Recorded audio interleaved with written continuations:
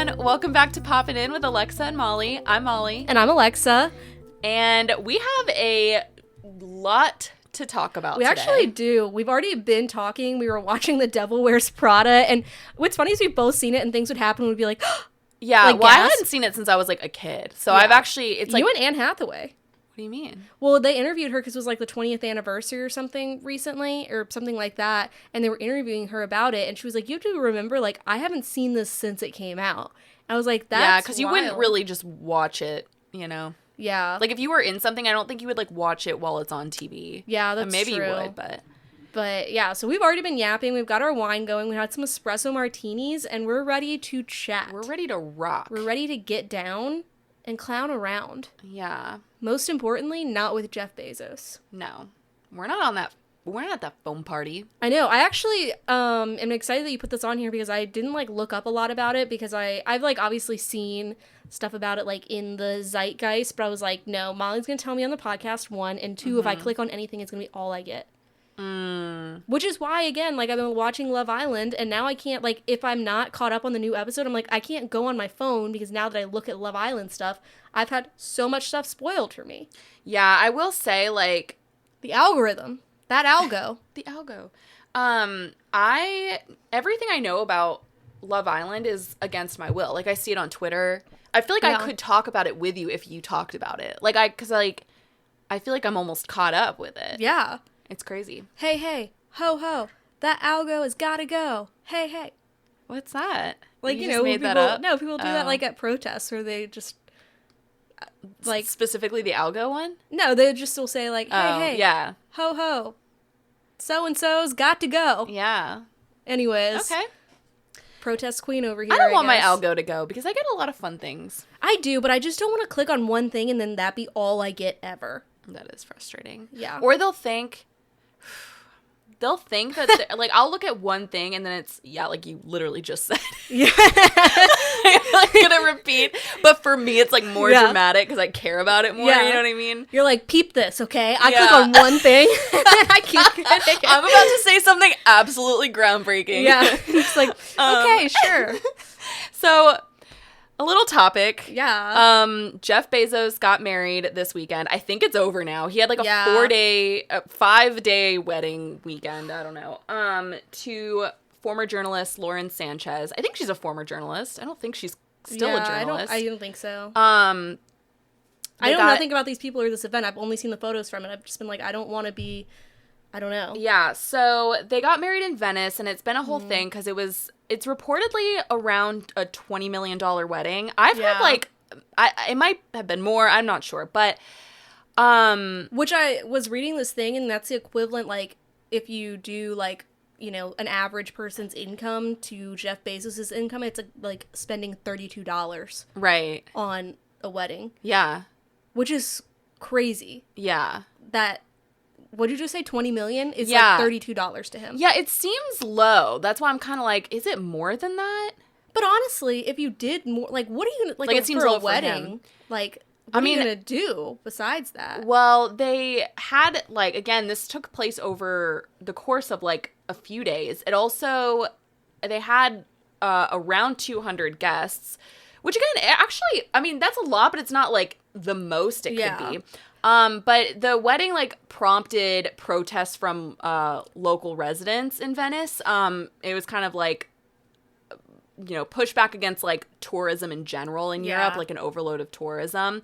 But there was just, like, a lot of protests about it. So it's just it's, like, a very controversial wedding. Yeah. And it had, so this wedding, they had around 200 guests, and it included, like, a bunch of celebrities, like, they had Oprah, Steven Spielberg, Sydney Sweeney. I've been seeing so many people where they're like, Sydney Sweeney is spending a lot of time with so-and-so, and then she was, like, with Tom Brady, I read that she was spending a lot of time with him, with Orlando Bloom, which we'll get into, and I'm just like, maybe she just was hanging out with people. No, but my question is, so, yeah, like, Steven Spielberg, Leonardo DiCaprio, who is there with his hat, like, he just was wearing that stupid hat in every photo. I'm like, what are you hiding from? Like, I find that so weird. We were just talking. I think he's probably just balding. I don't think so, Alexa. I think he's, like, hiding. He's always hiding his face. Like, when he's at games, he's hiding like Joe Goldberg. He'll show up, like, on the Megatron, and, like, he'll literally like hide his face, and I'm like, you're not gonna address like your fan, like it's so weird. I'm like, what are you hiding from? He's been famous. I love him so so long, much, but I'm like, you're stressing me out because I feel like you're not I'm suspicious of him. He's one of the most famous people in the world, and I feel like maybe, and for a long time, so maybe he's just gotten to a point where he's just like, yeah, I don't want my face shown. But I he feel also like is he's weird. hiding because I've heard, like, weird. I feel like the people he's been associated with, the parties he's gone to, Probably. I'm kind of like, what are we doing here? But, so he was there with his hat on, with his suit. Like, he just looked ridiculous. Yeah. Orlando Bloom and Katy Perry were both there. No, I thought Katy Perry was in Australia. Oh, I don't know. I thought Katy Perry was there. I had heard she was there. Oh. I could be wrong. But Orlando Bloom definitely was there. Yeah. The Kardashians were all there. And yeah, Sydney... No, Katy Perry definitely wasn't there because Lauren Sanchez, like, gave a shout-out saying that Katy Perry was missed. Oh, okay. Well, sorry. And Sydney Sweeney was there. And my question is just, like, how does he know Sydney Sweeney? Like, or are you just inviting random people? Yes, I saw this tweet. Like, they're all super famous people, and it was just like, oh, okay, him and his now wife, I guess, like, do they not have any friends? It's all that's just what I famous was thinking. people. Because, okay, that's why I said, like, 200 guests is actually not that many people when you think about it. Like, I had I think, like, around 120 at my wedding. So, like, you, as Jeff Bezos, don't know that, like, more people than that? Yeah, well, I think, like, a lot of celebrities, I don't think they do, like, huge weddings anymore because they want, like, a smaller, like, private thing. Yeah. Which I think is honestly, like, kind of a little bit of a trend with, like, us normies, too, sometimes, where I've just been noticing there's a lot of smaller weddings. But I think, like, even though you have the money to do a huge wedding, I think it maybe feels more intimate sometimes. 200 people isn't a small wedding, but... for him. No, but it just feels like for him it is. Because, again, like, you're that connected and, like, you have, like...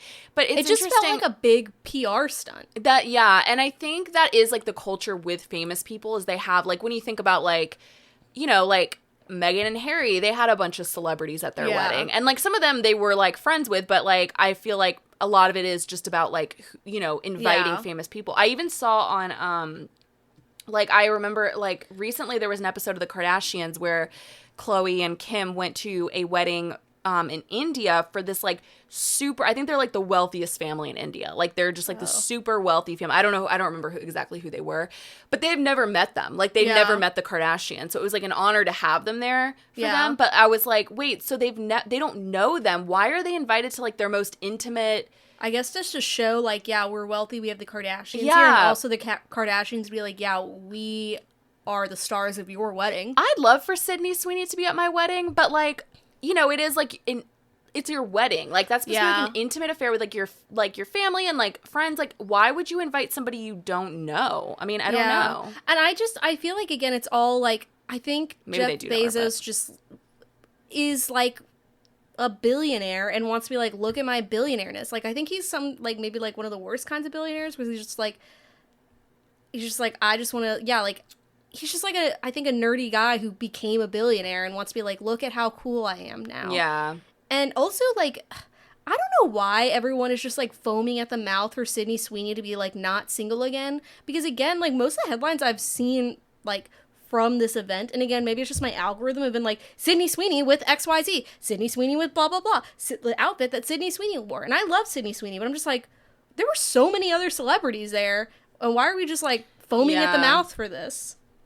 I don't know. Very interesting. But yeah, they had a foam party, right? Yeah, they had a foam party. It kicked off their wedding weekend. It was on their $500 million yacht. Okay. And the thing of the foam party, I'm like, you guys are like, how old are these people? How old is Jeff Bezos? Do you know? Probably in his 50s. I'm like, why? That seems like kind of tacky that y'all had a foam party.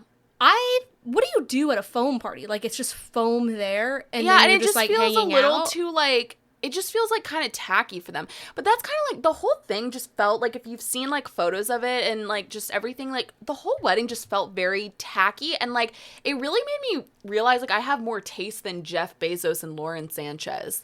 The thing is, you don't have to have taste to be rich, you know? No, it's true. But it was like, if you saw some of, like, it was interesting to see some of the outfits on some of these celebrities, because like Literally, like, I saw somebody saying, like, the Kardashians were wearing, like, Charlotte Russe looking dresses. Yeah. Except for Khloe looked amazing. I didn't see Chloe's. I saw Kendall's, and actually I didn't hate Kendall. Most people are hating on Kendall. She wore this, like, floral dress. I actually thought it was, like, very wedding appropriate. Like, it was pretty. Yeah. But Kim looked horrible. Like, her outfits are questionable sometimes. And it's, like, it's just interesting. I feel like Venice sometimes, like, weddings in Venice sometimes seem a little bit, I hate to say it, but, like, kind of gaudy and tacky. Yeah, because I think Venice is very beautiful. Yeah. But I feel like if you're going there to have a foam party and, like, a $20 million wedding, then you're not, like... I feel like Venice is beautiful in, like, the not subtlety, but, like... Mm-hmm. I don't know. Like, that almost feels like something you would do, like, in Miami or something like that, you know? Where, like, Venice is, like, very classically beautiful, you know? And it's kind of surprising because I feel like Venice is such, like, again, it feels like a PR stunt because Venice is such a huge, like, tourist destination. Like, I feel like a lot of celebrities now, like, they get married somewhere, like, more secluded or whatever. And this just feels like, I don't know. Yeah. I don't know. But it's just interesting. It's all, I mean, like, so Lauren Sanchez Bezos was already, like, she's on Vogue, and that's her wedding dress. I do like her dress, yeah. Do you? I don't. Wait, let me bring it closer to my face. I really don't. I think it's pretty on her. Yeah. But again, this is just, like, I would expect so much more. You know what I mean? Or just, like, something, like, again, I'm just, like, I would just expect something way prettier. Yeah. Or just, like... And it's also interesting because, I mean, everyone hates billionaires right now, as they should, tax the rich. But it's interesting because I feel like it's brought up a lot of conversation of, like, okay, they had this $20 million wedding and, like, people are suffering, you know? Right. Like, and he's, like, one of the biggest, like, leading causes of, like, our planet dying because of the pollution that Amazon causes and etc. So I just saw Charlize Theron was on, I think it was on Watch What Happens Live. She was on something, and she called out, like, everybody, and keep in mind, these are, like, a lot of celebrities who are at this wedding. She called out, like, the people that attended his wedding, and she said, like, they suck. Yeah. Which, I love Charlize Theron. All right. Hell yeah. Yeah. I feel like she would be so fun to, like, have on your good side. Because I feel like she's just, like, a very strong, like, independent... I love her. She is. And they do suck. Why are you going to that? Yeah, exactly. And again, I feel like it's just a lot of rich people who are just out of touch with... So out of touch. Yeah. That's like, what gets me. It's like, it really is like Katy Perry, Orlando Bloom, like Kardashians, like those to me. Well, actually, it's really like, so Gail was there. Like, everybody who was on that spaceship was there. And it's like those people that it just feels so out of touch to me. And remember, like, when they went on the spaceship and they were talking about, like, women and, like, how it was, like, a step forward for women that they went on this spaceship? Yeah. Yes. And it was just like, you're so out of touch. Like, what do you mean it's a step forward? Like, who else is going to be able to go up to space other than, like, the founder of Amazon's girlfriend and, like, other It's crazy. And I also feel like, again, the foam party, I feel like it's one of those things where you see a lot of things about rich people where they're just trying to, like, feel something, you know? Because, like, they have all the money in the world, so they have access to, like, all the experiences in the world, and yet it's just, like, they're not emotionally fulfilled, so they're like, I guess I'll do a foam party at my wedding. Like, I honestly don't think that all of those, like, wealthy, famous people in one room, like, it doesn't sound like a good time, honestly. It sounds like a lot of egos, a lot of people, like, just, you know, like, just because you're wealthy and famous doesn't mean you're, like that it's a good time to be around. Just because you can spend $20 million on a wedding doesn't mean it's going to be great. Here's the thing, though. I would encourage you to do this, because I wish I had done this for my wedding, is you should send out invitations to people, like, to famous people or, like, famous, like, or, like, brands or whatever. Just, like, just a bunch of, like, people. And sometimes you'll get, like, stuff back. The thing is, but how do you find those addresses? I don't know. Like, you could I'll always figure it out. We're journalists. Yeah. Like, you could find their, like... Yeah. You could reach out to them on Twitter or something. True. Hey, I'm getting married. Hey, or, Orlando. Like, or if there's some kind of, like, what famous people would you invite? I don't know. I would invite Zendaya. I feel like she would send something. Yeah. Love you. I don't know if I'd invite Timothée Chalamet anymore. I feel like I've been falling off. I don't care about him. A little bit, which is, like, kind of crazy for me to say, but yeah, I feel like he's gone to, like, a eventually. weird place recently. I don't know. Yeah. So, not him. I would invite Florence Pugh. Ah, yes. I would invite Florence Pugh. I would invite Pedro Pascal. Yeah. Avi. I would invite... Because, I wouldn't invite Anne Hathaway. I don't think she would send anything, but I think She'd be Florence Pugh and Zendaya would. Yeah. Pedro would. I would invite Kieran Culkin. Okay. He would probably show up, actually. He would do something. I don't think... He's like, here, me and my 12 kids decided to come to this wedding. He'd be really, like, very dismissive of that. He seems like he's him. here for, like, a wild time, you know? I should have asked him. He'd be like, Richmond, Virginia? Fuck it, let's go. Yeah, I could have.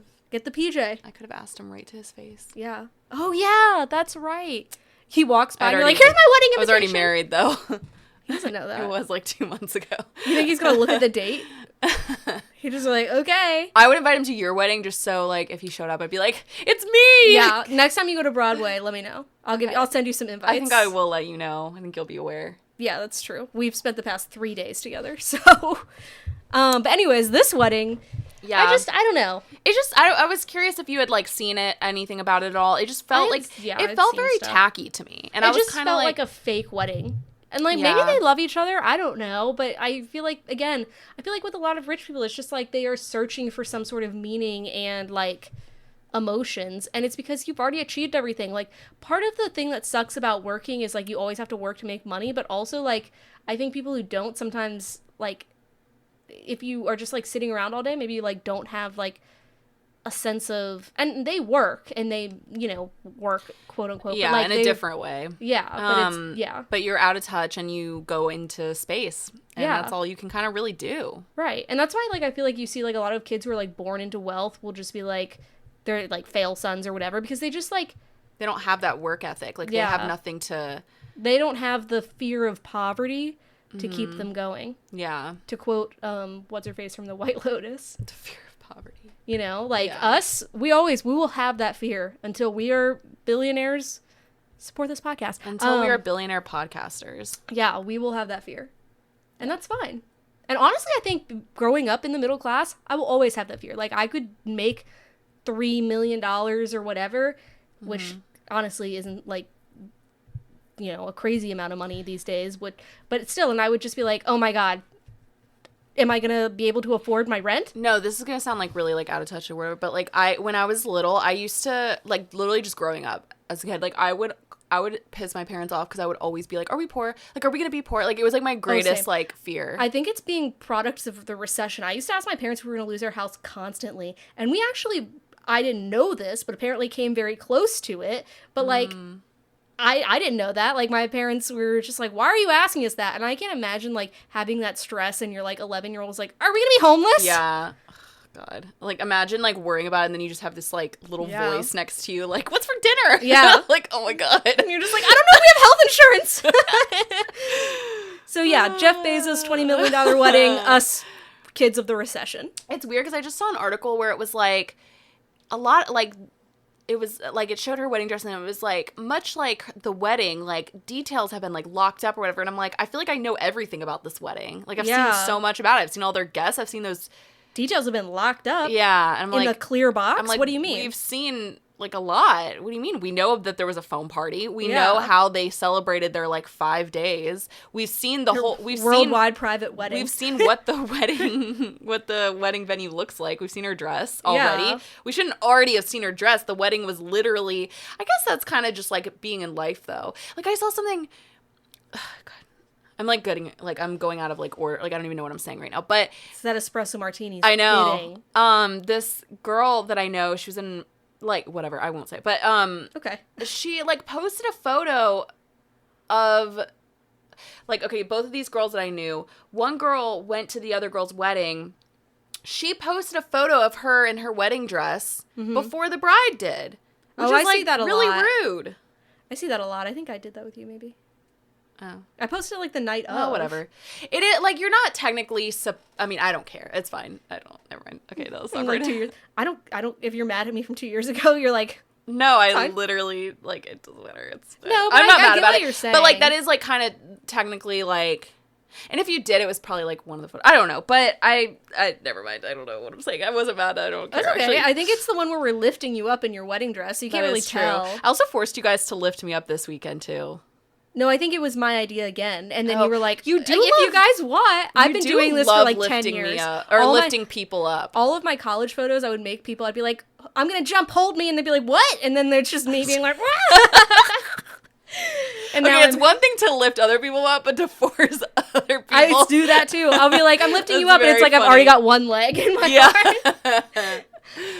arm. I can't believe we lifted you up in your wedding dress. Why did we do that? I don't know. It was just me and Megan, and I think Mary. I was like 8. Yeah, there was somebody else too. Though. I feel like you were just like 3 people. Okay, no. I was like 8 Aperol spritzes deep at that point, so I was like, whatever. You were vibing. You're like, whatever. Took the pictures, got married. Here I am. But anyways, yeah. So okay, getting into sort of a similar topic. So as we mentioned, so Orlando Bloom was at Jeff Bezos' wedding. Katy Perry was not. And you want to know why? Oh, I'm just kidding. No, I'm not saying. I'm just saying. I'm saying it for dramatic effect. But because if you haven't heard, they have split after they've been together for 9. Just kidding. Dun dun dun. They've been together for 9 years, and they've been engaged for 6 years. I thought they were married. I didn't know they weren't married. Wow. Yeah, someone mentioned that to me this weekend. I was like, wait, what? That's wild. They were the weirdest couple. They were so random. Because have you seen photos of like there's like one I've never video, seen photos of them together, I feel spiritually they're weird. Like they do like weird stuff. Like I can't even get into it. The most recent But they just are into weird like things. I don't know. Have you seen Orlando Bloom in that cruise commercial? No. It's him and, I forget, it's some other, like, famous actress. But I'm just like, this is the only piece of, like, cinema that I've seen you in like, forever. Decades. But they seem to always, like, they seem to be into, like, cultural appropriating. Like, they're just, like, they're strange. And I didn't know that he was like that. Like I wonder if... I know nothing about him, really. I know. Well, one thing that I used to... Because I used to be obsessed with him when I was, like, a kid. And I would always see videos of him. Like, paparazzi would always, like, follow him, like, stalk him. Legolas, I fucked with him. See, I was obsessed with him because of Pirates of the Caribbean. Also that. Like, I didn't watch Lord of the Rings. I wanted to become a pirate so badly. My parents said no. I wanted to be Elizabeth Swann so badly. I did too. I would literally, like, I made my mom, like, buy me a corset. I would, like, try to tighten it and be like, yeah. Like she did. And I'd, like, pretend to fall down the stairs. And do that, like, mouth thing where she's like... Yeah. Which I realize now is, like, maybe problematic, that I was, like, trying to cut my breath fall off a balcony so bad. I wanted it, too, into the water. Yes. And have a man come save me, but it was just, like, my dad being like, why are you at the bottom of the stairs?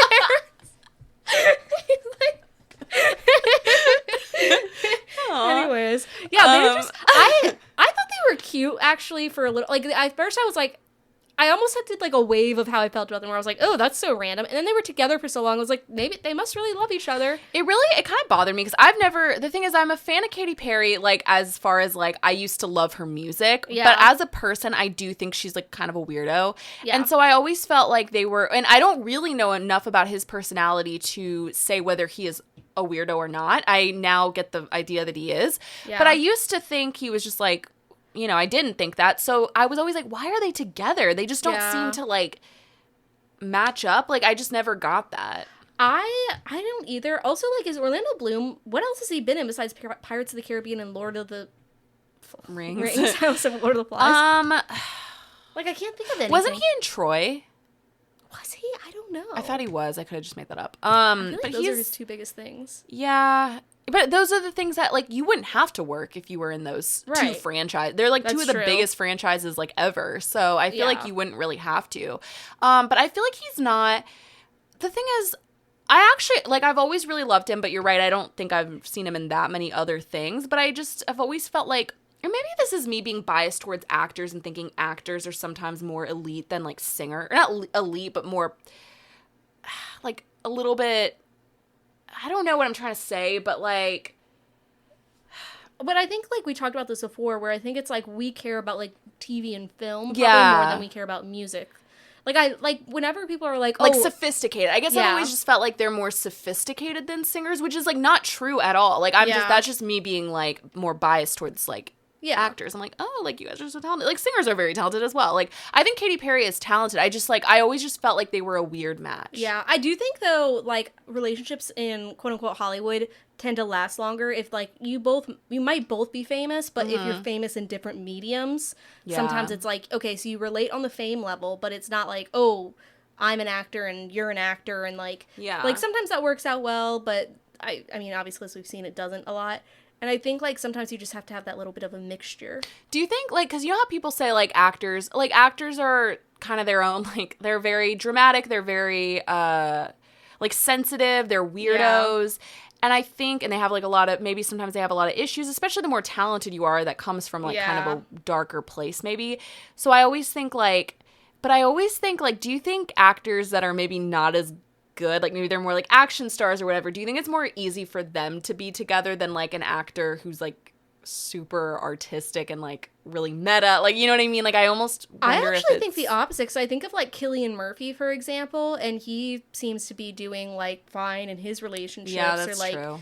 Like actors like that, but she's not, I mean, she might be like involved in Hollywood, but like, involved in the industry, but she's not like famous. True. You know, I guess I don't know like two famous maybe that serious makes a difference. Actors I know that, but that are together because they split up. Yeah, exactly. I don't know, it's interesting, but also I knew this was gonna happen. I'm sure like the stuff with their relationship is like, again, 9 years of buildup, but I was reading stuff where it's like a source says that she was really stressed about like how her album turned out and the bad reviews, and it really took a toll on the relationship, which like maybe it did, but I'm like, I doubt, like, we can't just put the blame on her. Why would that ruin 9 years of being, like, I don't think of her being stressed, like, and I was like, I knew that they were going to do that. And again, maybe, like, it didn't help things, like, the stress or whatever, but I'm like, I don't think her fighting an HVAC hose in her concert and getting criticized for it was, like, the reason you and your partner split up, you know? Yeah. Also, she had to know what level she was at already. You know what I mean? Like, it's not like she went into that concert being like, wow, I thought this was gonna, like, be way more.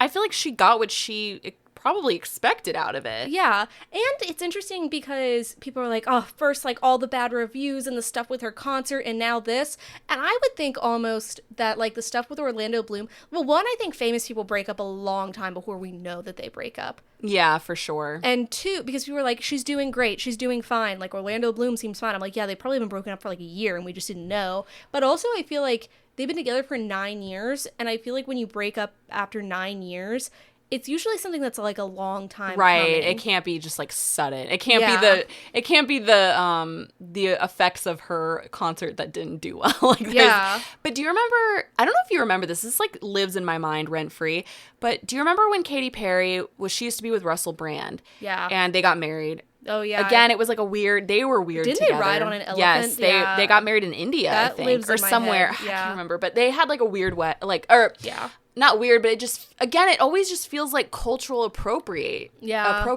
like when Katy Perry does things, and I don't know. Yeah.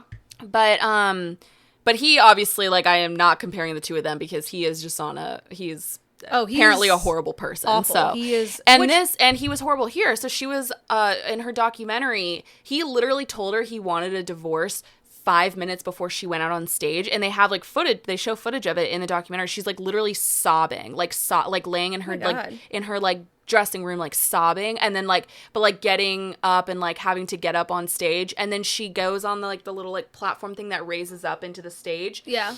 And she's like literally sobbing still, and then as she gets like up on stage, she just like changes her face and she's like ready to perform. Wow. Like, it's like super crazy how people can like, you know, like, I mean, she is a professional. She is, yeah. But I think about that a lot. I'm just like, well, he sucked. Yeah. So hopefully this was better than that. I think he sucked for a long time. Like, I think he's always been a bad person. Yeah. And I think we all knew that. But for a long time, we just, like, didn't say anything. And I feel like now we're in a culture where we need to be, like... Well, there's always, like, a distraction with him. Like, I feel like it's, like, it can be...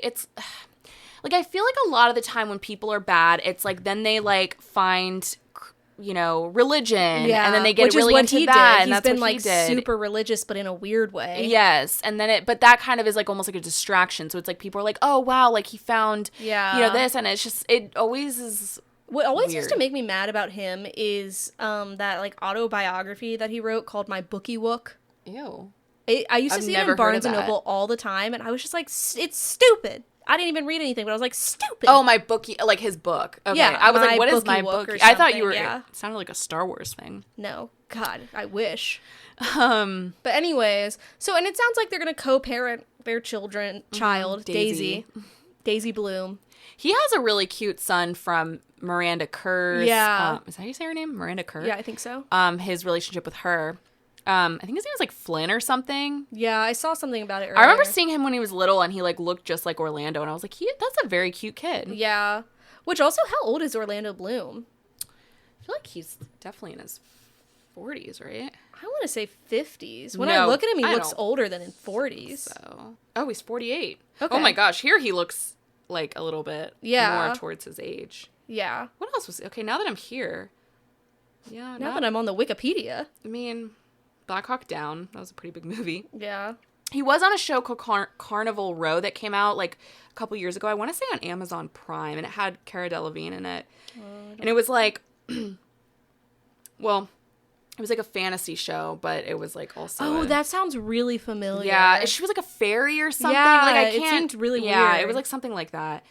I don't know. I feel like, we definitely don't know the real him. And the fact that he was at Jeff Bezos' wedding, and I mean, they're obviously friends with them in some way because, again, Katy was on the spaceship. Like, tells me a little bit about them that I'm like, they're probably not like perfect humans. Yeah. Oh, well, no. I don't think any famous people are. I feel like anytime like a famous person is like doing something dumb, it's like, well, yeah. Yeah. Of course. Mm-hmm. But anyways, yeah, so that's, I mean, good luck to them. Yeah. I guess. I kind of want to get into some things that I've been watching lately. So as we spoke about yesterday, I was hungover like most of the weekend. So I started this show last week and I finished it this weekend. It's #1 on Amazon Prime right now. It's called We Were Liars. Oh, that's not what I thought we were going to. Okay. Yeah. I don't know. Just kind of skipping. Is that okay? Yeah, that's fine. And then I'll come back. I don't know. Yeah, no, that's fine. Okay. And so we were talking about that in the car this weekend, and it's a kind of teen show. It takes place on like an island outside of Martha's Vineyard with like basically like a Rupert Murdoch type, like almost Succession type family, where it's like he started a media empire and they own this island that has like one mansion on it and a bunch of like little houses, and it is supposed to follow this one girl where she talks about her and her 4 cousins, or 2 cousins. They grew up together, and then, and keep track of this, her aunt's boyfriend's nephew comes to the island every summer, and they've all been best friends since they were like 8 years old. Mm-hmm. And so now she's come back. They call it Summer 17, so she's 17 years old, and she's trying to figure out how last summer she had ended up in the water. She was not wearing any clothes. She was like, had something written on her hands, and now she has like severe brain trauma and she doesn't know why, and she can't remember anything that happened. And so she's trying, so it flashes back between like the summer before and this summer, and I honestly loved it. Like, it was such a good summer vibe of just like being on like Martha's Vineyard. They have like golden retrievers running around, and like there's all this eat the rich kind of stuff happening, but recently, and I'm here for it. I just kind of love to, like, their outfits are so, you would love the outfits. Everything she wore, I was like, oh, Molly would definitely wear that if she were part of, like, a billionaire multimedia conglomerate on Martha's Vineyard. And I just really, and the main actress, I think I haven't seen her in anything. She's very pretty. And I just, Which one is it? What's her name? Her name is Emily Allen Lind. She has a really cool voice. And then Esther McGregor, Conor McGregor's daughter, is in this. Ewan McGregor. Sorry, Conor McGregor's the boxer. Esther was the one in Baby Girl. Yeah. Yes. Yeah. And she doesn't okay. I don't know how I feel about her as an actress. Like, she's okay. I thought in Baby Girl as well. I was like, well, you're definitely a Nepo baby. Yeah.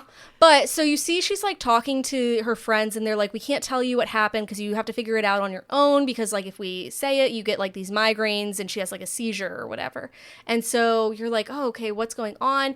And I am about to say a huge spoiler. If you have not watched this show, skip ahead. We also, reminder, we put our timestamps in our description, as well as on our Instagram story at Poppin In Podcast. Yes. Follow us, please. But also, yes, we put our timestamps in there. So if we're getting into spoiler territory, just you know when to skip ahead. Yeah. So you find out, like, there's this whole thing where, like, the grandfather who owns everything has been, like, pinning his 3 daughters, who are, like, the cousins' mothers, against themselves for, like, the will and all of this stuff, like, this whole time. And it's creating, like, this toxic environment. And these 3 cousins / love interest are all best friends, and they love each other, and they're just kind of like, oh, F this, like, let's start over. What if we burn the house to the ground, the one that they're all, like, fighting over all the time? And sounds like, is it kind of like King Lear, but like, oh, maybe, like yeah, teen kind of teen beach drama. And I don't know if it's beach, but so then finally, like, she remembers what happens is they go to set the house on fire, and she was taking too long. So, like, her little boyfriend was, like, on the boat or whatever, waiting to, like, drive them away. She was taking too long, and he goes into the house to find her, and then, like, one of them, like, they're just like, we were really bad at arson. There was so much smoke. It all happened so fast, and we didn't think about really bad at arson. Yeah. They made that joke. They were like, we didn't think about the gas line. So she's now outside. Her boyfriend and her 2 cousins are, like, inside, and you see that the house explodes because it hits the gas line. So she goes flying into the water, which is how she hits her head and has no memory, and she finds out that they're dead. And that's why, like, she can't remember anything because it's too, like, traumatic. And, like, she thinks that she's been talking to them all summer, but she's really been, like, talking to, like, you know, she has a head injury. So it's, like, these figments of her imagination that are maybe, like, ghosts. Sounds like a movie I saw. What movie? It's, well, okay, again, this is a spoiler if you haven't seen this movie, but it's called Bone Marrow. Interesting. Gave you a spoiler, but you should watch that movie. Okay. I'll tell you Very good. I think that part was, I was not expecting it at all. Like, I did not expect these 3 kids to be dead. And I cried. I'm gonna be honest, I cried. Like, it was the way they did it. And it's interesting because, so it's based on a novel by she just goes by E. Lockhart, that came out in 2012. It's very popular. And she said when she was originally writing the novel, like that last chapter where she's, like, explaining, like, how they died and stuff, she was like, I had to rewrite it a couple of times because, like, my editor would just kept saying, like, you need to go deeper. And she was like, and then one day it just hit me, and, like, I just wrote it. And she wrote the last 2 episodes of the show, and it's like, you can tell they're, like, really very, like, emotional. And it's just kind of, again, like, this girl, these are her best friends, she and cousins, and, like, the love of her life from the age of, like, 8 years old, and they're all dead kind of because of her. It was her job, or her idea, to, like, burn the house down. And I'm just like, how would you even go on? How? I don't even know. And it's, again, like, they're, like, 17 years old, like, they're in the prime of their life, and you just see, like, all of the moms, or, like, the mom, like, one of them, Conor McGregor's daughter, she's, like, an artist, and the mom gets mad when she's alive, and she, like, punches one of her things and her artwork, and then she, like, gets it fixed and, like, has it put into a studio after she's, like, died, at a gallery. And someone says, like, oh, like, that's a really nice thing to do for her, and the mom says, well, I can't really do anything for her now. And I'm just like, wow, like, that, I think it conveys grief very well. But I think it was, and it's interesting because we were talking about, like, you asked me last time, you know, you were like, I didn't think you would like, teen shows. And it is kind of a teen show. Yeah. But I do like them sometimes because, again, I think about, like, the teen shows we had when we were younger, where, again, it was Gossip Girl or Secret Life of the American Teenager, where you're like, these plots make no sense. Mm-hmm. These are just, like, what they think teens want. Whereas, like, now they have shows like this, or, like, the Mindy Kaling shows, where it's, like, it's well written, it's thoughtful, it's actually, like, emotional, instead of, like, The Secret Life of the American Teenager, where everyone's random, pregnant, like, musical numbers and Shailene Woodley is just a bitch the whole time. Yeah, honestly, they were lucky to have even had Shailene Woodley. Yeah, and, well, I think that was, like, her, besides playing Felicity in the American Girl doll movie, her breakout role. I watched clips from that show because I watched, like, the first 2 seasons, funny. And I'm like, why is she such a bitch? She was the worst main character, like, ever. Yeah. And I'm like, why do these 2 guys, like, they want to get married? Yes. And she's like, you know what? You guys may have all slept with whatever her, like, the guy, her baby daddy's name is. She's like, but we have a son together, and he loves me. So it doesn't matter if he slept with you, because he loves me, and we have a baby together. And I'm like, bitch, you're, like, 15. Yeah. Like, it's so crazy. But anyways, that's the shows we had. Meanwhile, like, teens today get, like, deeply thought-provoking, well-written shows. It's not fair. Imagine, I feel like how different I would be if I wasn't... Imagine if you had Outer Banks as a teenager. Yeah, which even, like, I watched the first 2 seasons of Outer Banks, and, like, it was a, like, kind of dumb teen show, but it was good. Like, it was very interesting. Like, meanwhile, again, I always think... these are shows that my mom watches, you know? Yeah. Like...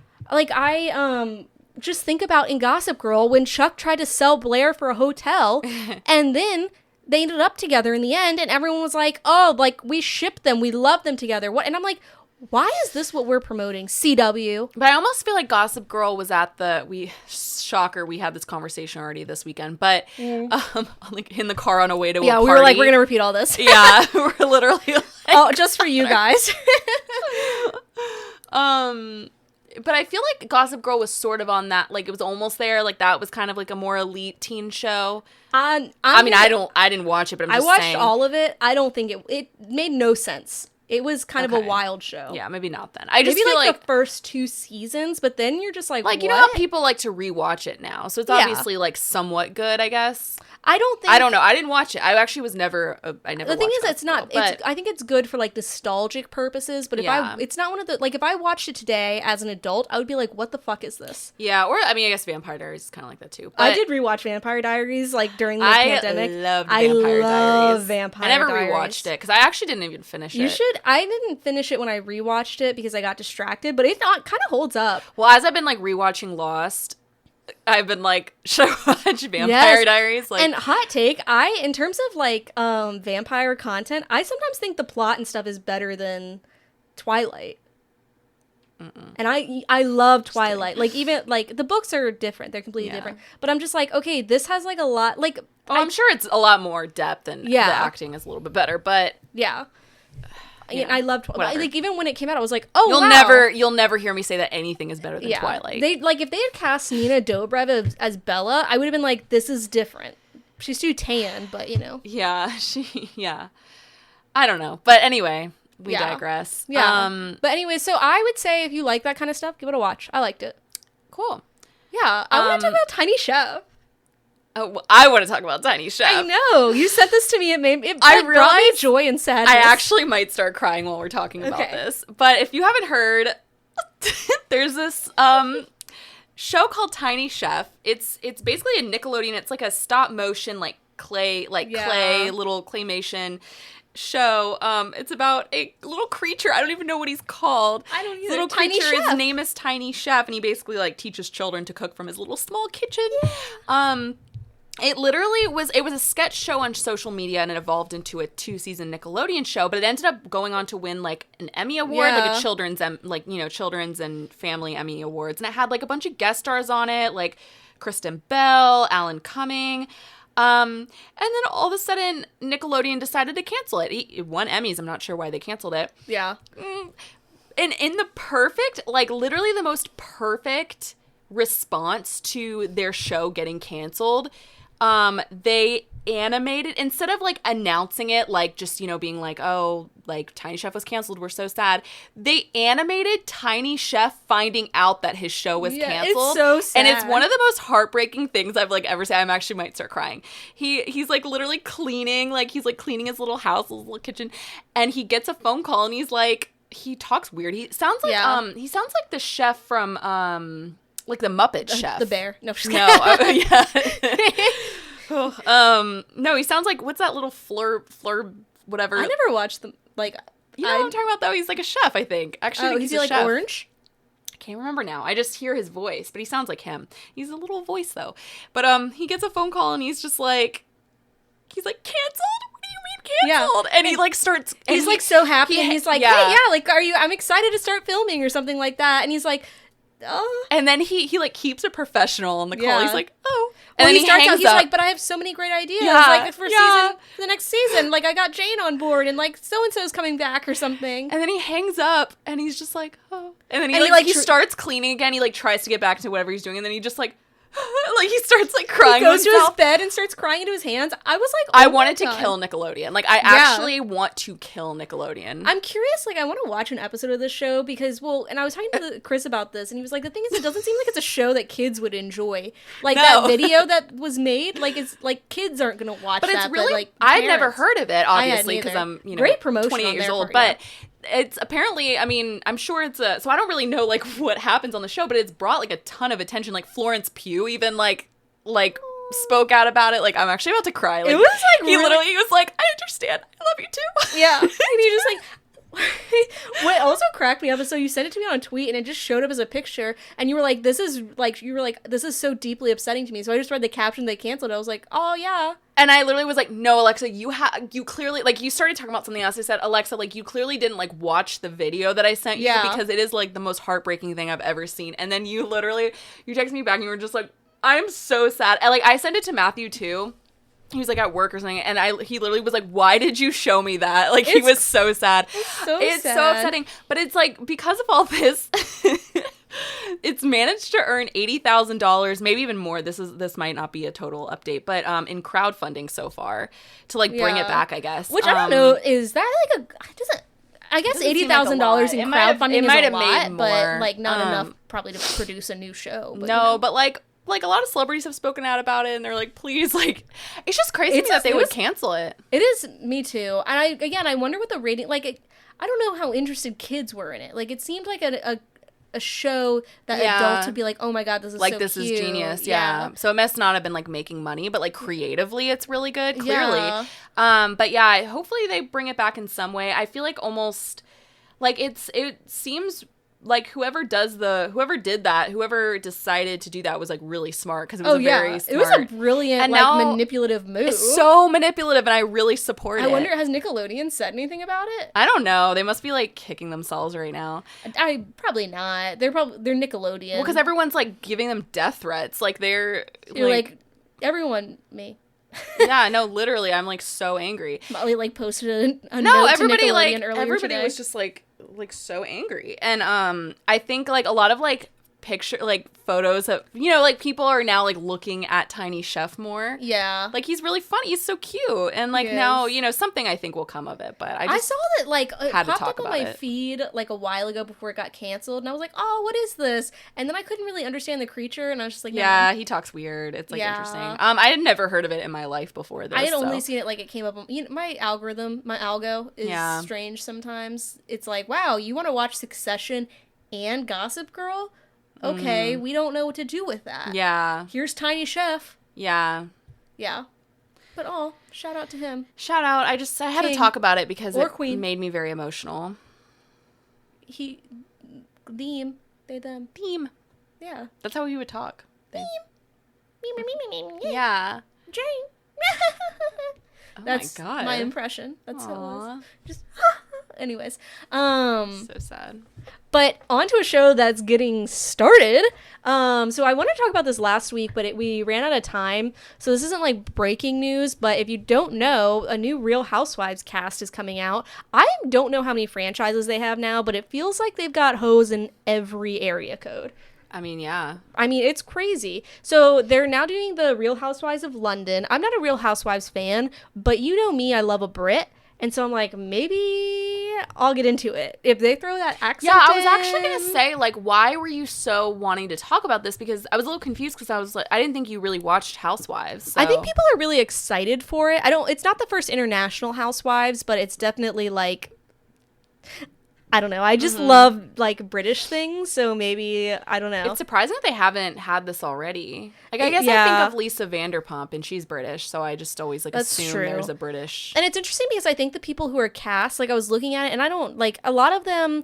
I was listening to my favorite British podcast, Straight Up, and they were talking about like how a lot of them, if you like Brits, like lords and ladies are very like buttoned up and like probably wouldn't be on this show, but like take a step down and they're just like wealthy, like what do you call it, untitled, like, and they're kind of maybe like not new rich, but like whatever are in it. So I think that's interesting. It's gonna production began in March 2025. It's going to be done by a company called Hayu, which is the international arm of NBC. The reunion is going to be hosted by Catherine Ryan, who's a comedian. I don't know who she is. I hadn't heard of her, but maybe I've heard of her. Oh, okay. I think it's just interesting because I also feel like Britain has a unique take on reality TV. Yeah. Where like their reality TV, I wish I had listened to that podcast that I listened to, our reality TV episode where I accidentally learned all about British reality television and nothing about American. Do you remember when I did that? I listened to like 12 hours of a British reality TV thing, and I was like, this informs me none. But so it's interesting because it's like originally like Britain had a really bad rap with their like reality TV type of stuff. And it's interesting because this Vogue article says like the UK is a country that both takes itself seriously and doesn't. And so like I think that's why people really like British reality television or British television in general. But just kind of like with the, you know, how like British paparazzi are really cruel. I think like their reality TV like in the past 10 to 15 years was also very cruel. Like they had people eating like the heads off of live rats, and Britain's Got Talent. I mean, didn't they do that on like Fear Factor or something? I think so, but I think like Britain sometimes like has been known to take it too far. Yeah. And like even they're a little like darker with stuff. Yeah. Like, even with like comedy, it's always like a little bit like more what's the word? Not brutal, but just like more just dark. Yeah, and I think like their after effects are like really like more intense too. Yeah. It's just interesting. So it'll be interesting like they now like that I have like British Bake Off, which is such a lovely little show. Tiny Chef should go on British Bake Off. Aww. And so I think like they've been trying to create like a little facelift for their reality TV over like the past like decade or so. But it's interesting because people love Housewives. And it's crazy when I find out like how much people, or like the people who love Housewives, like Roxanne Gay, Michelle Obama, Meryl Streep, they're all huge Housewives fans. Who is Roxanne Gay? The author. She wrote like Bad Feminist. She's I know like, well, so many people are like, there'll be people on Watch What Happens, like Andy Cohen's show. Yeah. Like again, Meryl Streep was on there. Like so many people that I'm like, how do you get that? Like how do you get and you know what I think the answer to that is? Because I'm always like, oh, it's crazy to me how many like celebrities do love Real Housewives. Like Jennifer Lawrence is like a huge fan. And I think it's because they have to like disassociate from their work. Like they're not going to go home and watch like The Bear. Like, you know what I mean? Like they're going to go home. They like, especially after they've like filmed something really crazy or whatever. Like they probably just want to like unwind and like watch like shows like that. And it's interesting, I was reading this article from a publication called The Pedestrian. They were talking about how like Housewives is like people think that it's like brain rot, but it's actually kind of like a little bit Shakespearean, where it's like you have these wealthy people, they're trying to maintain their wealth, they're trying to like it's and the drama with it is so captivating, as if you're watching a Shakespeare. Like there is something Shakespearean to it. It's very interesting. Like I don't know. So we'll see how it goes. Like I don't know if I'll watch it. I won't promise. Like I watched the first season of Mormon Wives. I feel like you will. As much as you've like talked about this, I feel like you have to watch it. Again, I just love a good Brit. Yeah. Maybe I'll watch British Love Island now that I've gotten into Love Island. And you know what I think is interesting is like if you like you were saying, I think even if they were buttoned up and that was kind of the angle with this like cast, it would be interesting to see that because like a reality show will make you turn into a different person. Yes. So like, and like the producers will manipulate things, then you do, no matter what, you kind of turn trashy. Like, yeah. And it's interesting because like they will be buttoned up. I feel like British people are like, you know, like a stiff upper lip is what they always say. But also I feel like British people know how to party. You know, it's like they are such a weird like dichotomy of a culture, you know. Also, their Glastonbury is like going on right now, and I always feel like so much FOMO whenever that's happening. I'm like, I would love to be there. That would be a fun girls trip. It would be so fun, but I'm like, I feel like so much like to me like that's like so much better than like any festivals here. Yeah. I think I was born to be British. I think so. Yeah. Speaking of British but not, just like the Isles, you know, which is also like my whole obsession. It's like the Trader Joe's aisles? Like, what do you mean? No, like I know. Yeah. You're like, no, I know. Yeah. So I watched Department Q recently, which takes place in Scotland. And I know you watched the first, you said 3 episodes? Yes. I had a little bit of time, as we kind of stated earlier. We're a little bit down for the count this weekend on, you know, during the day. Yeah. And I actually watched, you would be proud of me, I said I would watch 2 episodes and I watched 3 episodes. Okay. So I'm curious because I know your mom like recommended it too. And I'm not kidding. This is a 10-episode show. And again, maybe I have a problem, but I like blew through it in a weekend where it was just like, I just didn't feel well. And I was just like, but I also just like kept thinking about it. I was like, I just want to find out what happens. And so just for background, Department Q takes place in Scotland, where you have Carl, A former top-rated detective, he's racked with guilt following an attack that left his partner paralyzed and another policeman dead. On his return to work, Carl is assigned to a cold case that will consume his life. And it's really interesting. Sorry, go ahead. No, go ahead. I was gonna say it's interesting how they open the show, because they show that like immediately through like body cam footage. It's kind of just a really interesting, like, jarring opening to the show.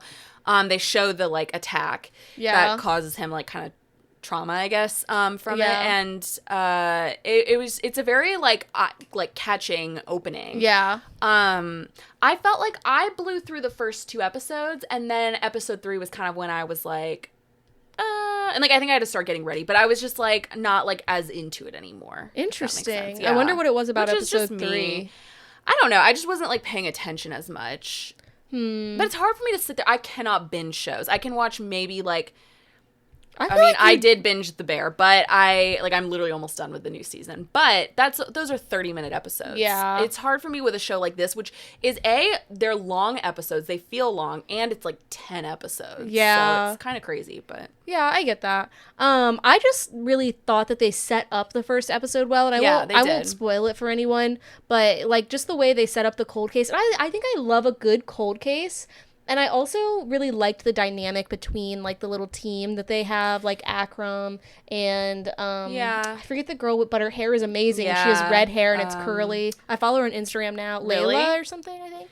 So here's the thing. I think I know also what, to me, it felt, I'm trying to say this without, like, spoiling anything, but the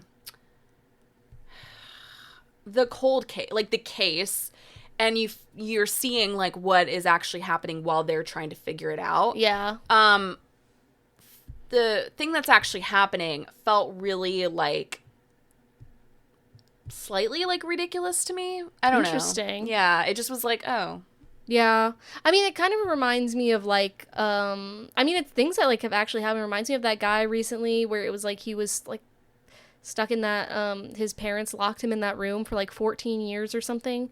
Do you remember that? He just got rescued like this past year, and he had set a fire in his own room to escape. I just don't think you would be... I think it would be a much different look if you were stuck somewhere for years. Like, if you were there for that amount of time. Like, I just don't think it would look like that. You know what I mean? Like, I think it would just be a different situation. So I just always think, like, things like that are just kind of like... Whenever, I don't know. It just felt like unrealistic to me a little bit. Yeah, I can't explain it, maybe. But I think I just love a cold case. I love like they're in Scotland, so it's kind of like moody and it was like a bunch of Scottish actors that like, for example, the one actress that is I think she's a detective too. Which one? The one who she was in like The Witch and... Is it Kate Dickie? Yes. Okay, yeah. And then also the girl, the like other main character, she plays Merritt.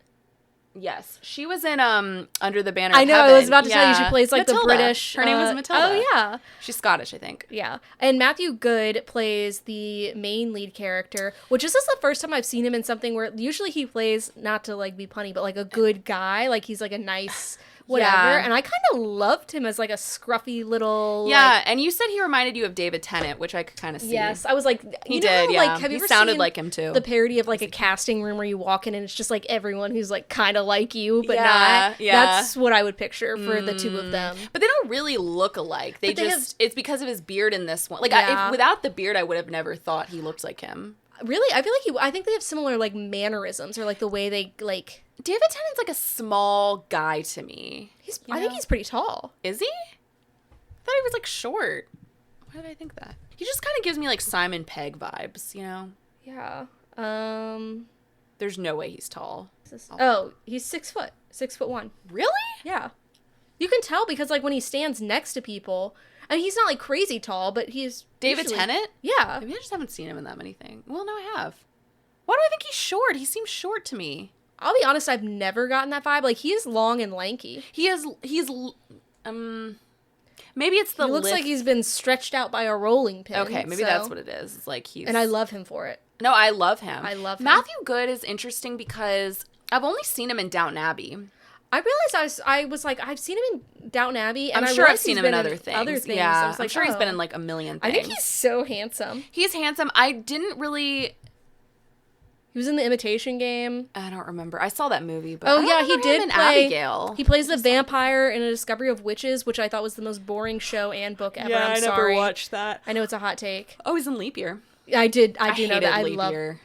Sorry. Well, you don't like. You're not. Like I know a that rom-com to me. person. I did not like. I that like movie. watched it on a plane last year. So the thing about Downton Abbey with him in that was like, by the time he was in that, I was kind of like ready for like he came in after Matthew was gone and was like Mary's new love interest, and you're kind of like, I don't care about this now. Yeah, you're like, I do like him as an actor. That like I think he's good. And I was like someone, I forget who it was, had mentioned like they were like he would be a good contender for the new James Bond. And I was like, actually, yeah, I could see that. He had like the sarcastic, like the thing about James Bond, and Daniel Craig to me like played him perfectly, was like he's humor, like he is like dark and like brooding, but he's also like humorous, and like he's like the British humor, like very dark, like kind of sarcastic, like whatever. Like Matthew Good would be good at that. Yeah. The thing is, I actually liked his character. My mom was telling me, she was like, you might not like it because like you might not like his character, like he's you usually don't like bristly mean people. But I didn't think he was mean. Like my mom said the same thing, but he's I like actually, a lovable cactus. Yeah, I actually thought like to other people, like to people at his job, he was like kind of whatever. But I felt like he was like otherwise like pretty nice. Yeah, like he was polite. He was polite. He is the stereotypical. I think you see this a lot in detective things, where it's like the genius detective who's like,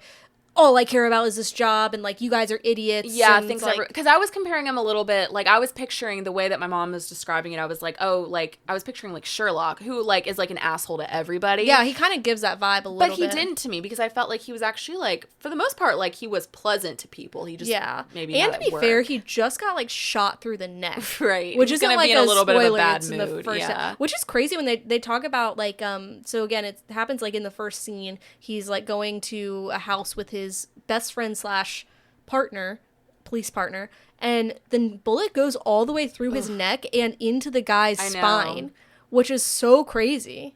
Yeah, that was pretty shocking. Yeah, but you can tell like he loves his stepson, like he cares about the people that he cares about. Yeah, I was confused. I had to like look that up. I was like, wait, I missed that it was his stepson, because I was like, and also I missed like, why was there a guy living there? Was that just like another tenant? I think he just like rents out the room to him. Yeah, and because they're based on books, so or a book. And so they definitely set it up for a season 2. I will say like, I think if you keep like, you just want to put something on it, the twist at the end is very good. I loved it. I thought it was a really good, like, people, they come out with detective shows and stuff all the time, and sometimes I'm like, okay, I'm over it. But with this, I was like, okay, for something about it I just really love. This one seemed to grab a lot of people too, like suddenly, like both like, because you immediately, like, what made you immediately start watching it when you saw it? I saw, okay, well again, British, like it was like Scottish people like vibing out in Scotland, and I also loved, like, I saw like the clip where it's like him at the therapist office and she's like, you think you're better than everyone? Okay, well I'm gonna go over here and eat my sandwich, and he's like, okay. Can I say something really quick? Yeah. I'm really over the trope of like sassy therapist. Like I think we said that when we talked about The Last of Us, which to be fair, he like killed her husband, so that's why she was sassy. But like, but I am like, I hate that trope, because I'm like, what? They're not ever like that. Yeah. Why is every female therapist always like super sassy and just like like rude to their patients? Like, why? What is that? The thing is, I think it's with that type, like, I don't think she would be like that with other patients. I think it's with that type of like guy where he's like, I don't need to be in therapy, and it's like, okay, well, bye, this is your hour, I guess we'll just sit here in silence, you know, where it's like you kind of have to like force them to realize that they need it. Like it cringes me out. I hate that. I hate that trope. I could see that. I do like that actress, though. She was actually in a movie, The Decoy Bride, with David Tennant. That's, like, such a fun movie. She was in, this is, like, really random, but there's a movie that Matthew and I love. It has Nicolas Cage, and he plays himself. It's called The Unbearable Weight of Massive Talent, and I'm pretty sure it's the one with and Pedro Pascal's in it. Okay. Have you never seen that movie? No. Oh, I've seen the clips. You need to watch it. Where they're in the car. Yeah, that's where that's from. But I think she plays his wife in that, actually. Oh. But yeah, I might one day I'll finish it. I just didn't have time to finish it before we talked about this. Okay. But yeah, like Department Q, I think overall I really liked it, but I don't know. Sometimes it's like, sometimes you're hard to predict what's going to grab you or not. But again, I think it is also, like, if someone's recommended it to you, like, you, again, like, you're very much like with Chris with music. Like, I could have the best song he's ever listened to, but if he doesn't find it himself, he's just going to be like, eh. It was the idea of, like, people telling me I needed to watch it. Like, that kind of bothered me. But I feel like usually you avoid watching things when people do that. And this time, like, I feel like, like with Sirens, I feel like if your mom recommends it, then you're like, okay, I'll give it a try. That's not totally true. Okay. Cindy, let me know. Yeah. Because she told me to watch We Were Liars, or she was asking me if I was going to watch it, and I was like, no. You would not like that, no. Yeah, I didn't think I would. I'll tell you right now. I loved it, but you would not. But yeah, what we may love... I don't know. Okay, so they're making a Social Network Part 2. They just announced this, I think, like, last week, which is interesting because everyone loves the Social Network, like, not the concept, but the movie, the first one. Yeah. And I remember I watched it when it first came out, and I've seen it a couple times, and I really liked it, but some people, like Chris will say sometimes, like, that it's one of the greatest movies he's ever seen. I'm like, oh. It goes down, like, on many lists as, like, one of the, like, the best movie of, like some people say. And I'm so curious as to why, because again, it's not, like, I thought it was a really good movie. Yeah, I've seen it multiple times. I thought it was a really good movie, but I was like, oh, I'm not, like, blown out of the water. Well, I don't think about it, really. Here's what I think it is. Like, it was just, like, it's really crazy. It was, like, you've got the combination of David Fincher directing it and Aaron Sorkin writing it. And, like, that's just, like, that was, like, such an insane, like, mashup. I listen also to the soundtrack to this day. It has the best soundtrack. It was the Atticus, what are their names? The 9 Inch Nails guys. Oh, I don't know. Sorry, Trent Reznor and Atticus Ross. Okay. Literally, it's got, like, the best soundtrack. It's just, like, such a vibe. It's such a... Because you know me, I don't like biopics, but I don't consider this a biopic. Yeah, I guess it's not. I wouldn't consider it a biopic either. It's like, what would you call a movie that's, like, about a concept? I mean, it is about a person. Yeah. So, but it's more than that. And I think...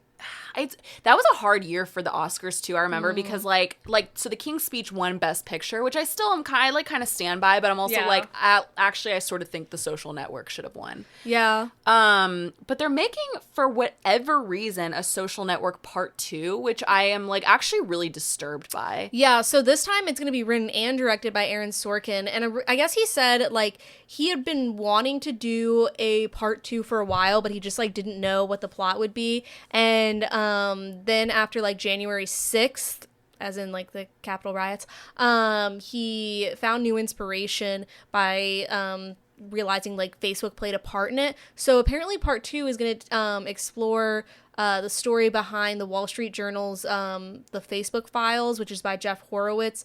And that was a series of articles from October 2021 that exposed the inner workings and, like, bad stuff of, like, Facebook. Mm-hmm. And so I think, like, the concept is very interesting to me. Yeah. I just don't like pitching it as a sequel to The Social Network. I don't either. I would just be like, this will be a separate movie of its own. What I think is if they immediately came out with the name of it rather than being like The Social Network 2. Like, I don't like that at all. And I'm wondering, like, who will play him.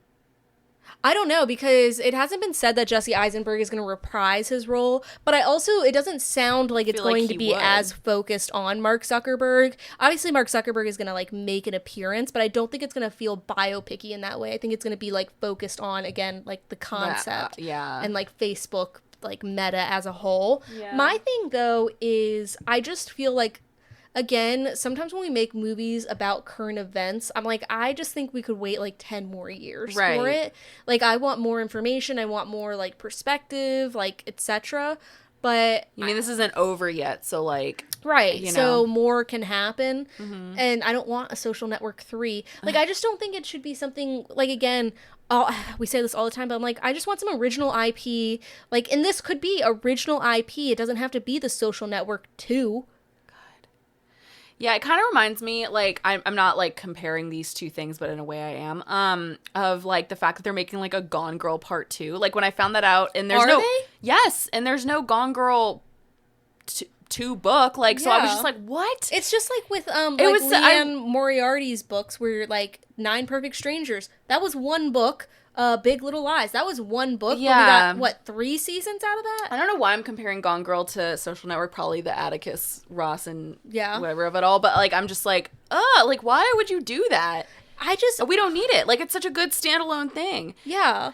I think once the name, like, I think once the concept, because I believe in it, I feel like they wouldn't be doing this if it weren't for a reason, but I'm kind of like, once the concept comes out and, like, the name, well, you already said the concept, but once the name comes out, like, maybe that'll make more sense and it'll be a little bit better, but hearing the Social Network part 2. Also, did you know they're making a sequel to Once Upon a Time in Hollywood? No. Yeah. What's the sequel? I don't know. They're making it Like, for it's going to be a Netflix movie, which is really disturbing to me.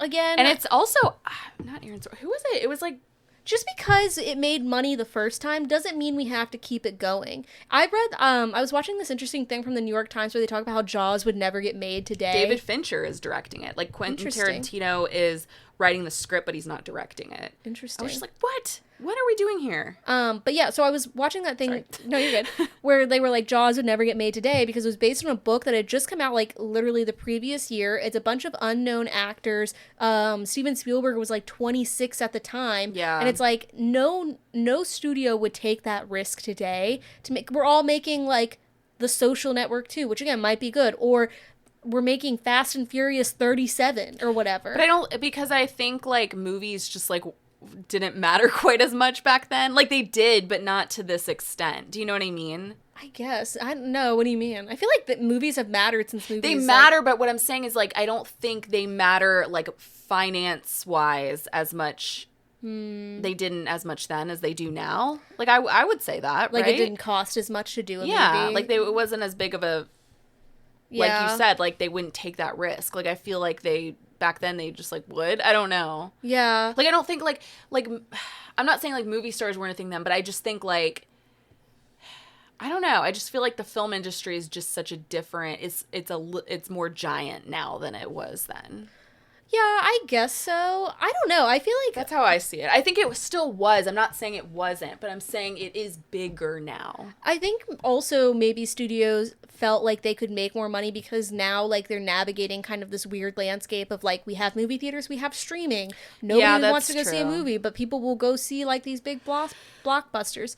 Whereas before it was just like, okay, we didn't have like TikTok and streaming when Jaws came out. So it was just like, what are you going to do on a Friday night? You're going to go to the movies. Mm-hmm. What else are you going to do? You're going to go cow tipping? Which, I mean, is still kind of like life, but, you know, sometimes I think like before movies and stuff, I'm just like, God, people spent most of their lives just bored. Like, like again, Sunday, you know, it's kind of hungover, so I wasn't really doing anything, but I also was just like, it's hot as hell outside. I was like, I don't have anything to do. Like, I have nothing to do today. So I'm just going to watch a movie. Yeah. And, like, it's crazy to me whenever I, like, again, watch period piece things or, like, read, like, older books or whatever where they're just like, well, I don't like to read. And I'm like, well, then what are you doing all day? Yeah, literally. What are you doing? Probably, like, blaming people to be witches. You know? That's why we had all that. That would be fun, though. Yeah. Going to a witch trial, like, you don't need HBO Max when you have a witch trial. I don't think so, because those fingers get turned fast.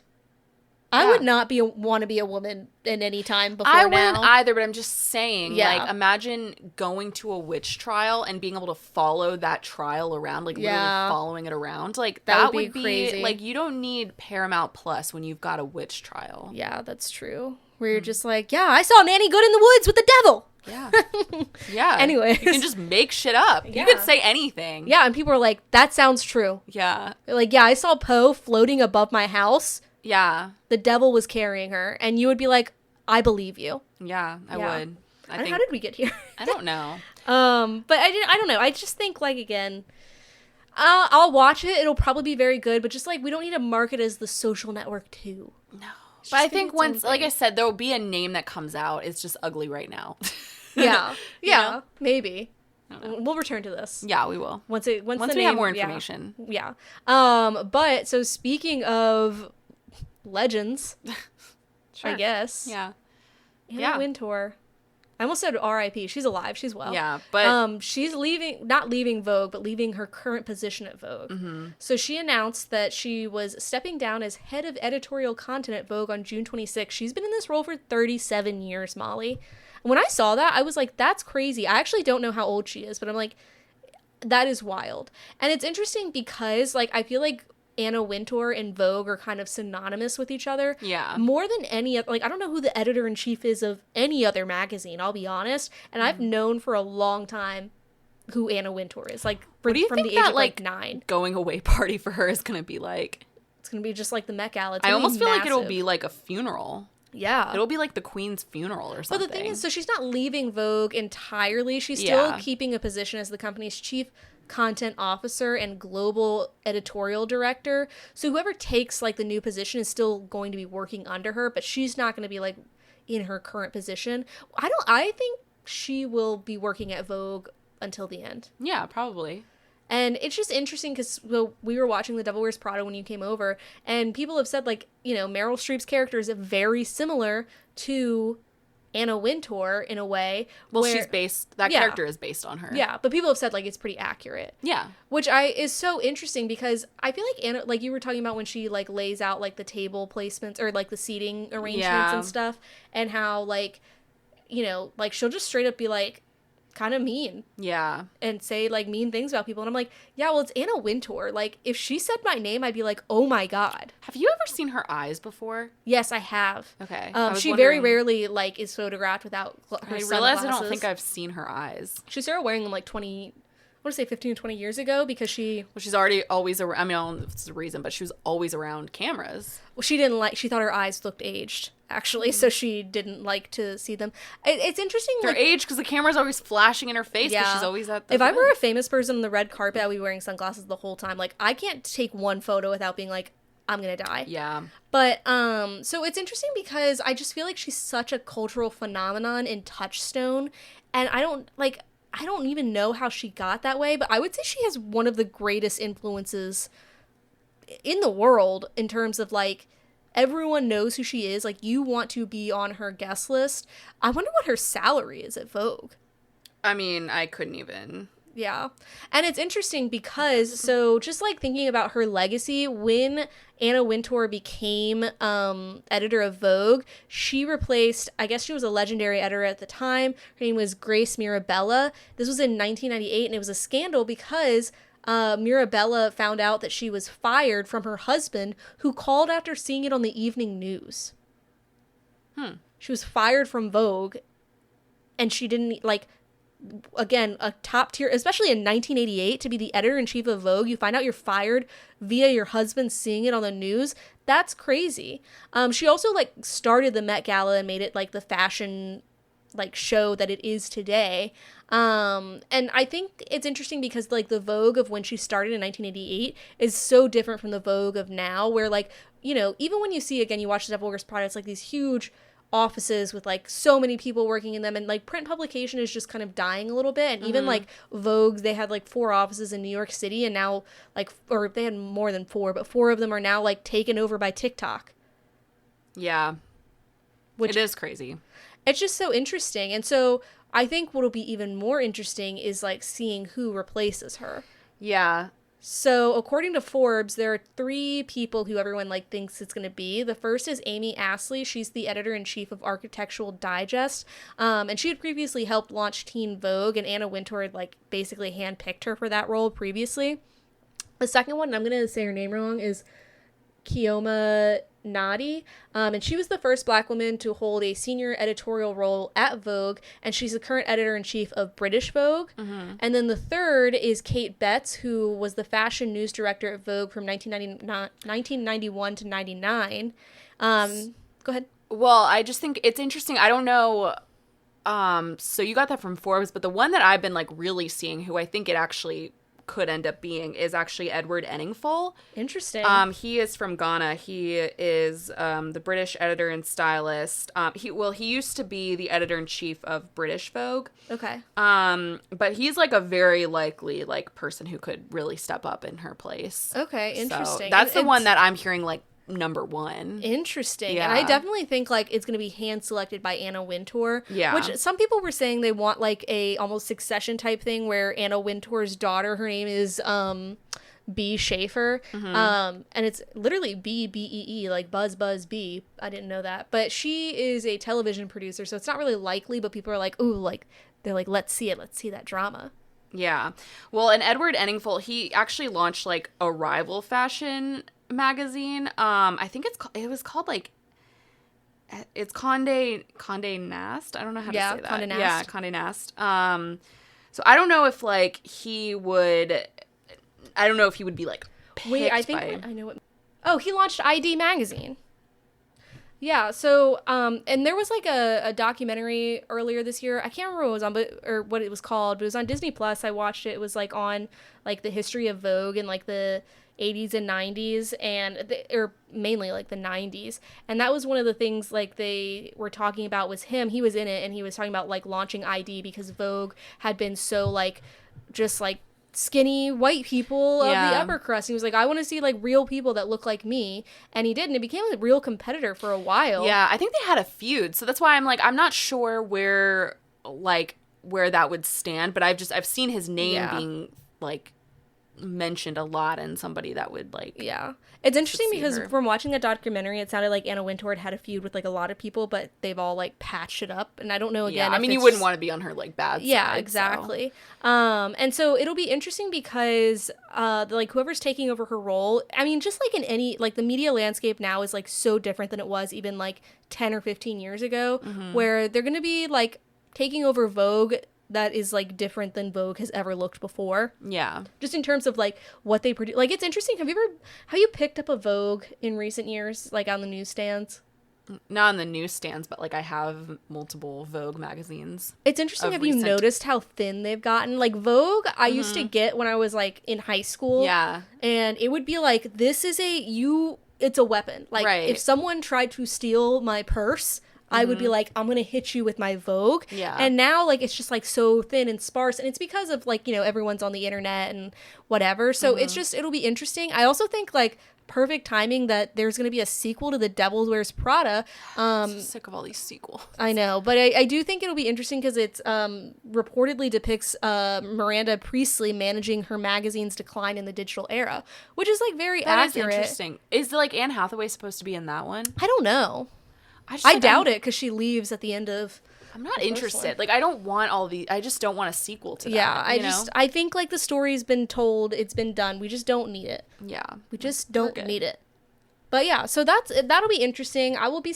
And here's the thing: I don't think I'm like a crazy fashionable person because I'm poor, but I keep up with fashion. I want people to know I am aware of the trends. I am aware of the terms.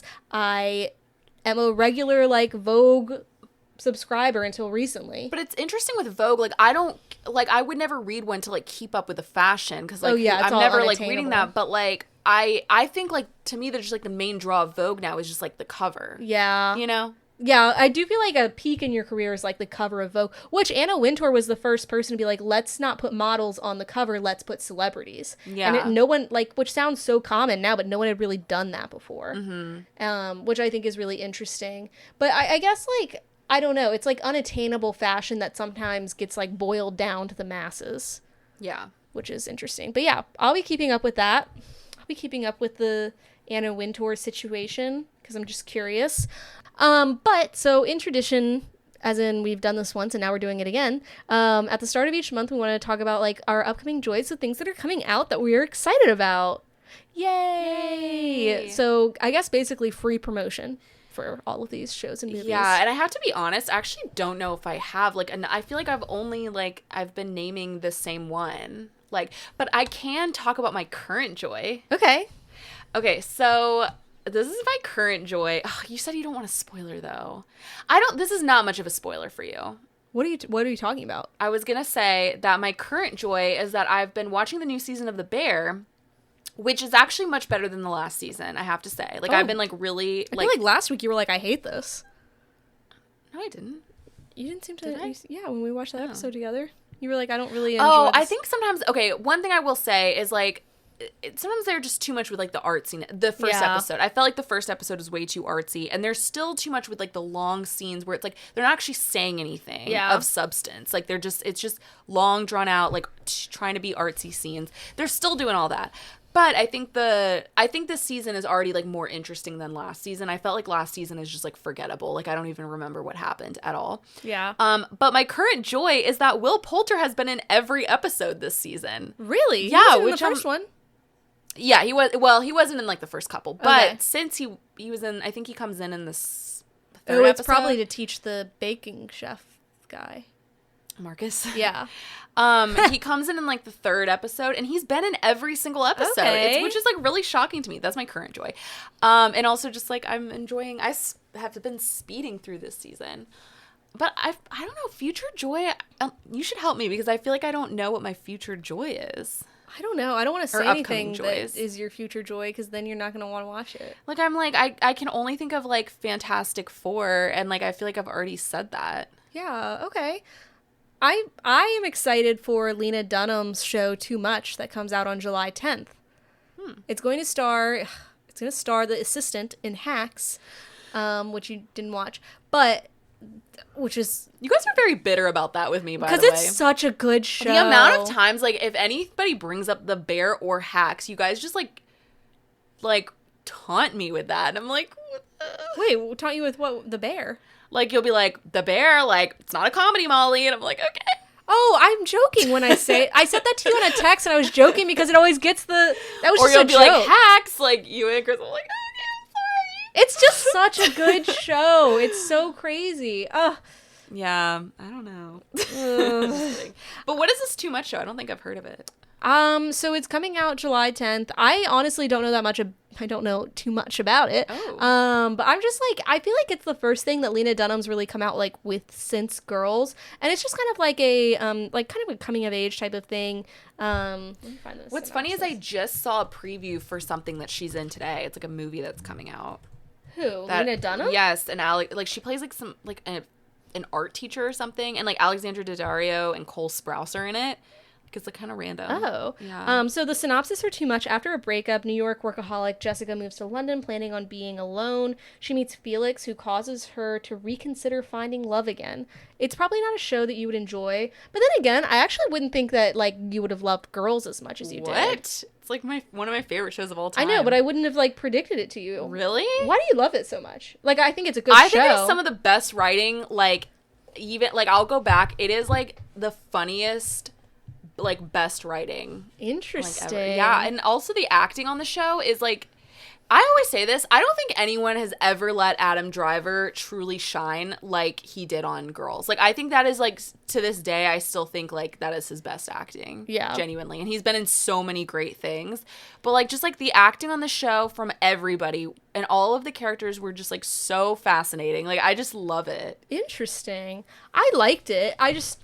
Really? Yeah, I love it. I liked it. Like, it made me laugh, but I think like, I don't know. But I like Lena Dunham. Like, I like her writing. I actually, hot take, I enjoyed Not That Kind of Girl, her, like, Oh, the book. Yeah, which got a lot of heat for certain things. But at the time, like, when I read it, which was, like, sophomore year of college, I really liked it. So I'm excited for that. I'm also excited for a movie, and I usually would say this at, like, the end of July, but since it's coming out August 1st, I'm going to say it now. It's called My Oxford Year, and it's based on a book that I read years ago called My Oxford Year. And it's gonna star the guy who played in Queen Charlotte, which was the Bridgerton spinoff. He's so cute and British, and I'm very excited. It's about like an American abroad in Oxford for a year. And it's very me coded. I think it's gonna be on Apple TV. I can't remember, but I'm very excited for it. I will be watching. I feel like I have said all of my upcoming, like, there's never... I keep track of this. So I think I've told you I have a folder on my phone of screenshots of shows. It's called Potential Entertainment, where I just keep track of all the things that I want to potentially watch. You know what you are? Is like, you'll just watch whatever comes out. Like, if there's like a new something, and I find this interesting. Like, I'm not like this. Like, I think it's cool that you're like this, but like, I can't just like see that something is out and I'm like, I'll watch that whole show. Like, there has to be like a reason that I want to watch it, but I feel like you will literally just, like, watch anything. I don't know. I think so. You have watched, like, almost everything. I have, but I watch things that I like. Like Department Q, I'm like, okay, that was very me coded. That's what I'm saying. Like, it's like stuff that I don't even think is like you. Like you'll just like watch anything. Like Really? you watch Love Island. Like, you know, like you'll watch like anything.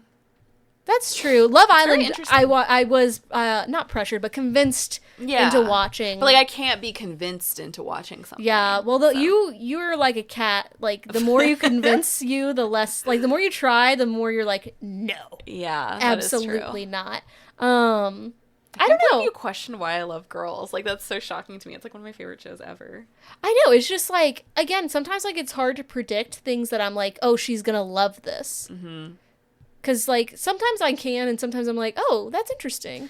Yeah. I love, like, I don't know. I just love good writing.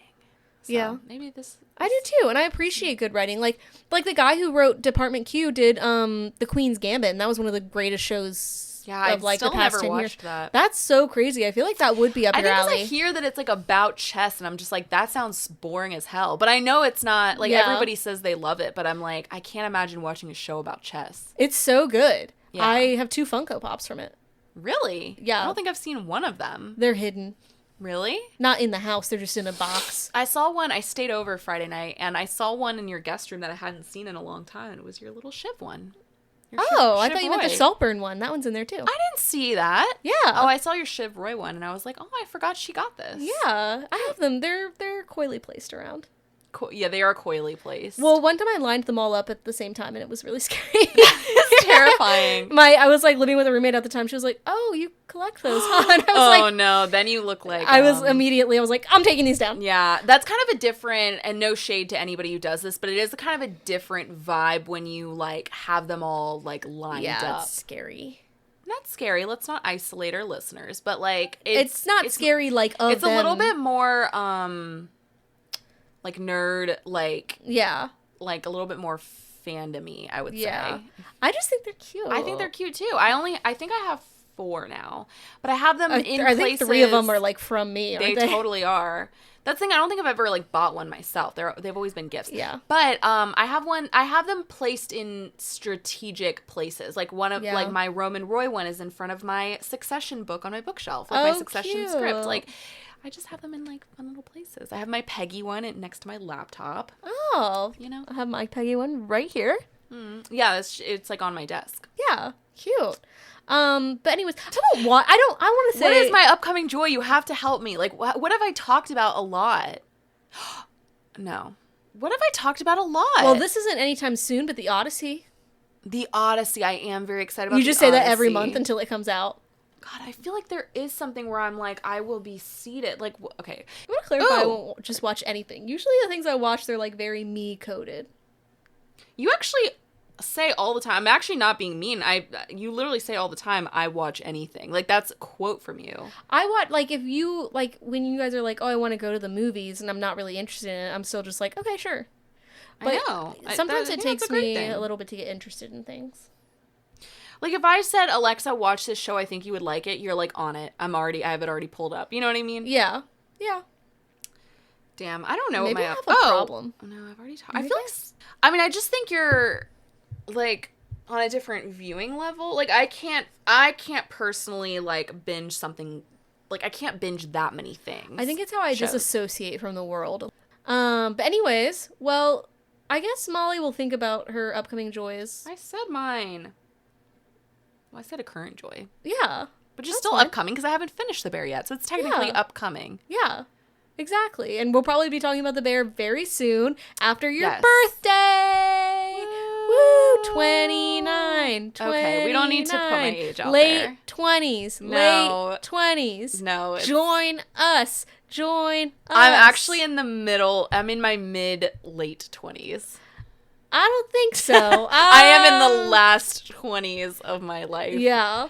Anyways, thanks for joining us this week. As always, follow us on Instagram at Poppin In Podcast, where you can answer our question of the week, which we didn't have this week, but we usually have every week, always. see our out of context posts, and be our friends. Also follow, rate, review, subscribe, share this podcast with your friends. We just do this for free of our own volition. We put our voices out there hoping that someone cares, and we hope it's you. Also, if you guys have any like recommendations for us, can't say that I'll take it, but like Alexa might take it. I'll always and take I'll a take recommendation. it. You never know. I may have not heard of it before. Throw us some recommendations. How DM about us. this? Send a recommendation to Molly's mom. Molly's mom will say it to Molly, and then she'll consider it. That doesn't always work. I don't I know. think you think it does, but it doesn't. She's a big influence. But anyways, thanks for joining us this week, and we'll see you next time. Bye.